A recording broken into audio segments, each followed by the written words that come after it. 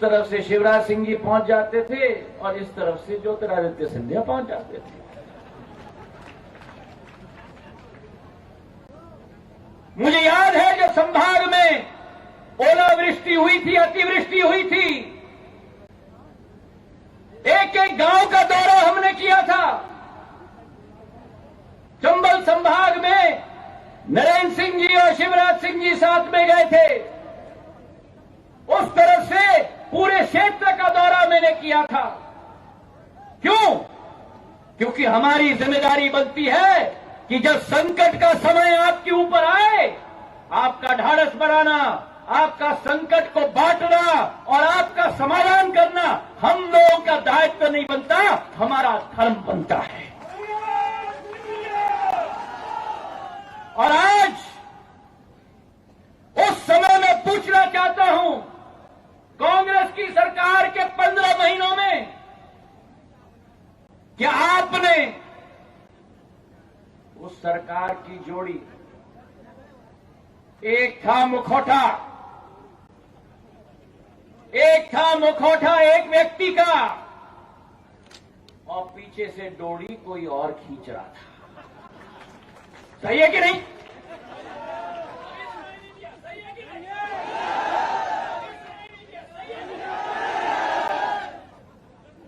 पीछे से डोरी कोई और खींच रहा। एक था सीएम, एक थे सीएम और दूसरे थे सुपर सीएम। सही है कि नहीं?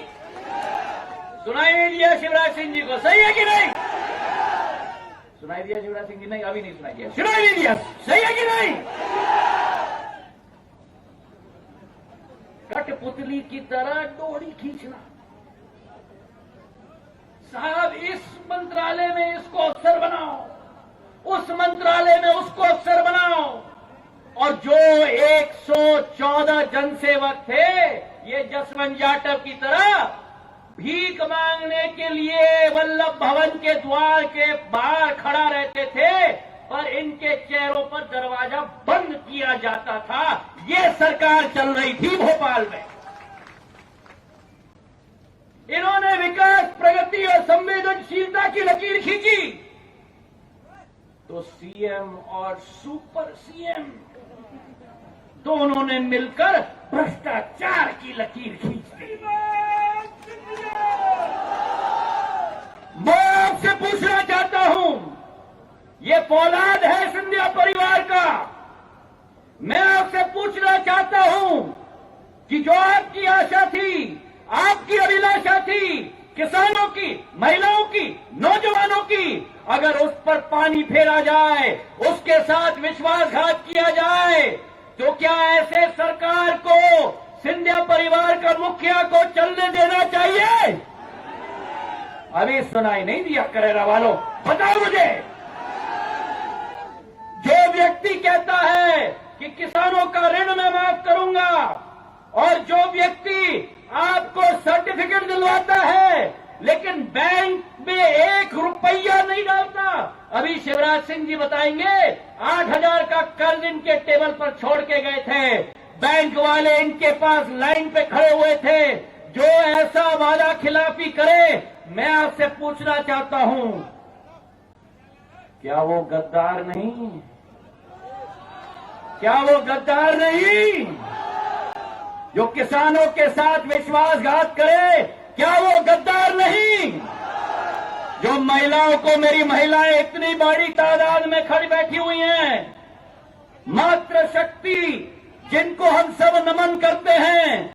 अभी पोरी में हम लोग ने सभा किया था, जिन आदिवासी महिलाओं के खाते में शिवराज सिंह जी 1,000 रुपया प्रति महीना डलवाते थे, सीएम और सुपर सीएम ने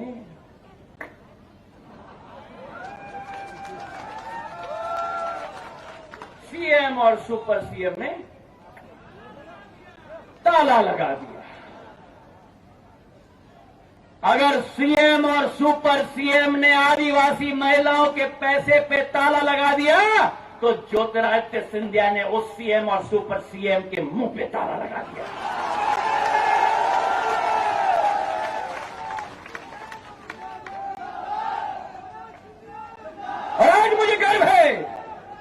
कि जब प्रदेश के मुख्यमंत्री पौड़ी गए थे तो एक ही बटन दबाकर 91,000 आदिवासी समाज के महिलाओं में को 1,000 रुपया उनके खाते में पिछले 18 महीने का 45 करोड़ रुपए महिलाओं के खाते में, आदिवासी महिलाओं के खाते में पहुंचाया शिवराज सिंह जी ने। अभी तालियां नहीं बजी, अभी शिवराज सिंह जी नमस्कार बैठ के नमस्कार कर रहे हैं। अरे ऐसे ताली हो जाओ। न्याय होगा मध्य प्रदेश में, न्याय होगा मध्य प्रदेश में, भ्रष्टाचार समाप्त होगा मध्य प्रदेश में। अभी ग्वालियर में हम लोगों ने मीटिंग ली है। पिछले दौरे में 25 तारीख की रात को 10 बजे और स्पष्ट आदेश मुख्यमंत्री जी ने दिए हैं सारे अफसरों को कि ग्वालियर चंबल संभाग में जो अवैध रेत उत्खनन हो रहा है,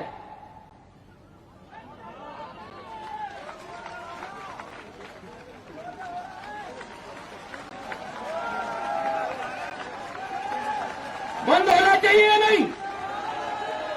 कमलनाथ जी की सरकार में तो संतरी, मंत्री, तंत्री सारे के सारे लगे हुए थे और इतने लगे हुए थे कि उनके कैबिनेट के मंत्री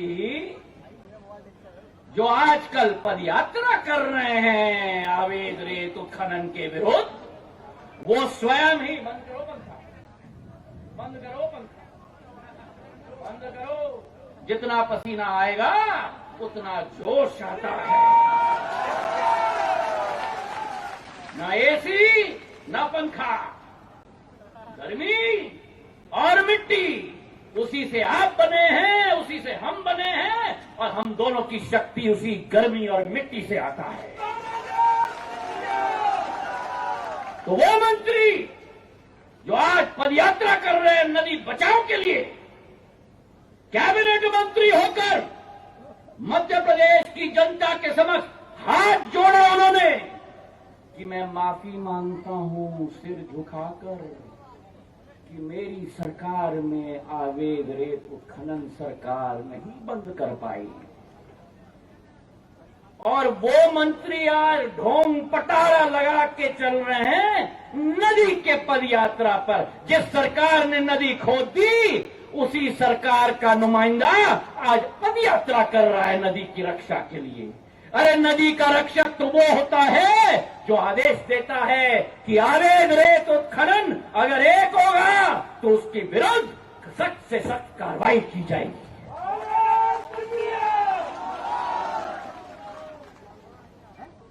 शराब का कारोबार,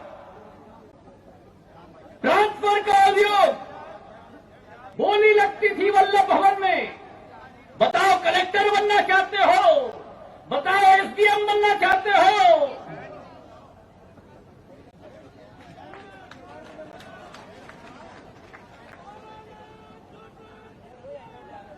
ऐसे भ्रष्ट सरकार को जो मैं मानता हूं कि कलयुग की सरकार थी,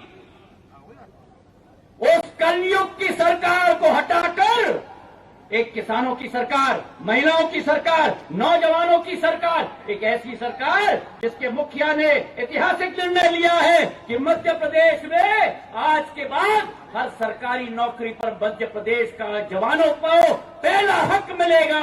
एक ऐसी सरकार मध्य प्रदेश में हमने स्थापित की है, जिसकी बहुत मांग मैंने की थी कमलनाथ जी से। सदैव कहा जाता था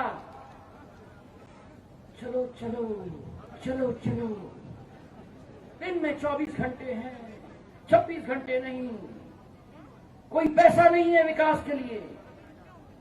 पैसा नहीं, सेवा नहीं, ना पैसा था सरकार के इनके पास, पैसा नहीं, समय नहीं और विकास के प्रति इनकी इच्छा नहीं थी। इनके जमाने में तो कुर्सी का किया कारोबार और विकास तो बन गया इनके लिए व्यापार। और कांग्रेस में तो भ्रष्टाचार ही शिष्टाचार बन चुका था।